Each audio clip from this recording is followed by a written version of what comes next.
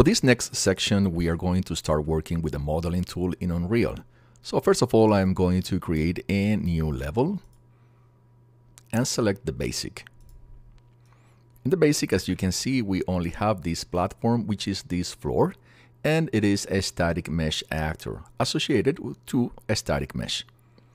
Now, instead of using the selection mode, we are going to select the modeling tool.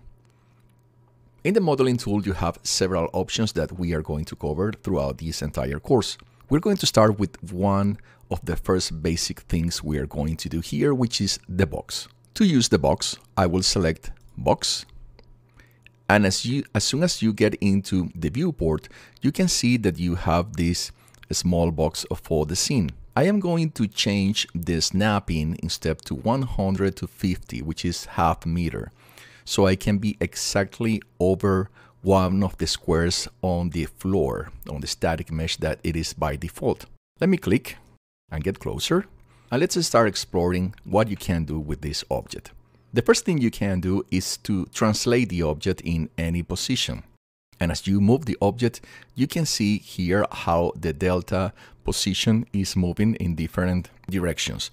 So you can do it, of course, in all coordinates. The other thing you can do is rotate the object. In this one, if you have the snapping for the translation, you're going to translate by 50s in this case, or 45 degrees in case that you are rotating the object. When you're working with the modeling tools, adding geometries like this one, you can use these selections, these other options in this menu. You can only use the ones that are presented here. Now, if you want to scale this object before accepting it, you can select the different dimensions for width, depth, or height. In this case, all dimensions are exactly 1 meter, which is 100, 100, and 100. For this moment, let's accept this object just as it is by default. Accept.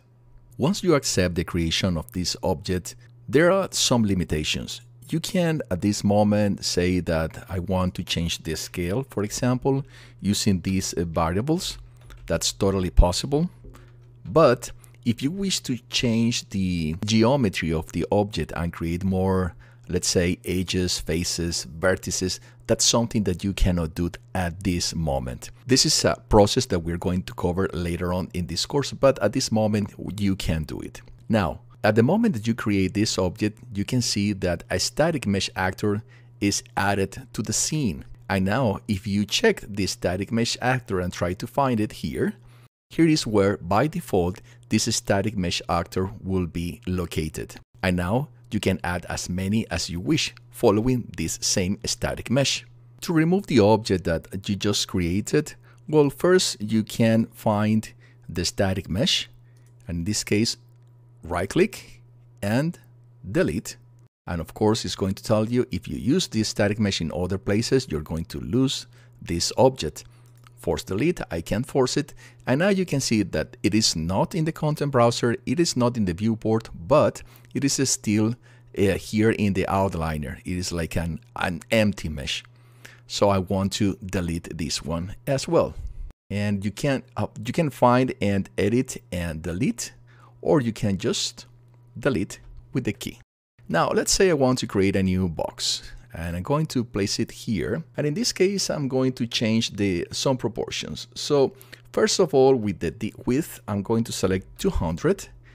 And for the height, I'm going to select 400, which is 4 meters high, and 200 is going to be width, which is 2 meters.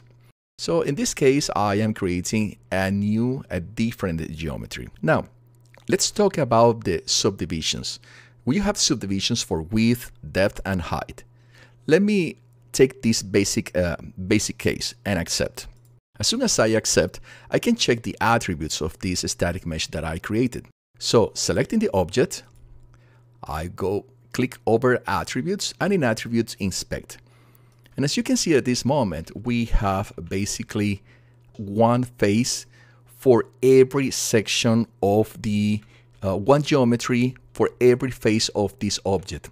What I mean by that is, if you have let's say a square, a plane, in geometry for any mesh, this square is going to be divided into two triangles, which are these two that you can see here. And here you have two as well.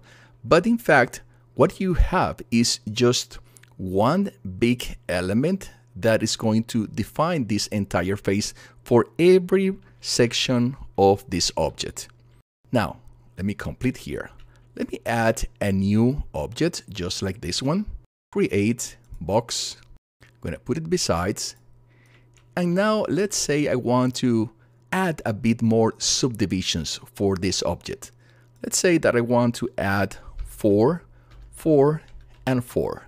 And now I am going to accept.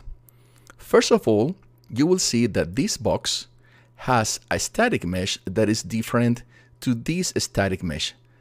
And if you find it here in the content browser, you will see they look exactly the same, but they are pointing to two different static meshes. Now, let's inspect this second mesh that we created.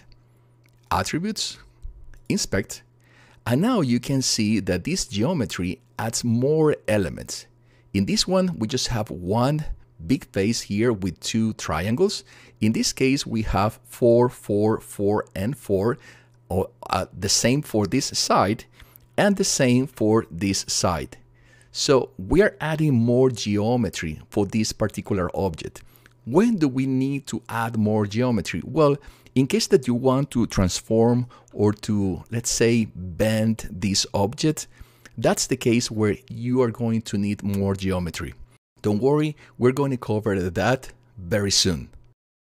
Now, what are the other parameters that we should know here when creating boxes? Let me create a new one. I'm going to place it here.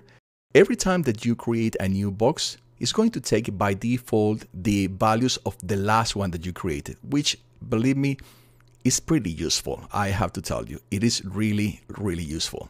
Now, other elements that could be interesting are going to be, for example, the align to normal. So align to normal in this case means that this object, when it's created, if you have a surface, let's say like a mountain, and you try to place the object over the normal, then it's going to bend a little bit over that surface.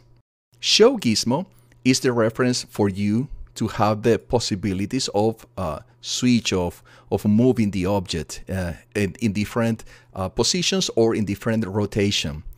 And this, I have to tell you, are the most important elements for me while I'm working with creating boxes. The other thing is that you don't have necessarily to go to the attributes to see how this geometry, that this final geometry of the object is going to look. Here you can quickly inspect how this is going to look. In fact, let me move these values. Let's say 6, 6, and 6. Now you can see immediately how this geometry will be changed. At this moment, I am going to move this just to 6, 6, and 6 and accept. As in the other two cases, you can see that now we have a new static mesh with a new code. You can change the code, by the way. You can change the name of these static meshes in case that you want to make it more clear for you. In this case, we're going to leave them as they are at this moment.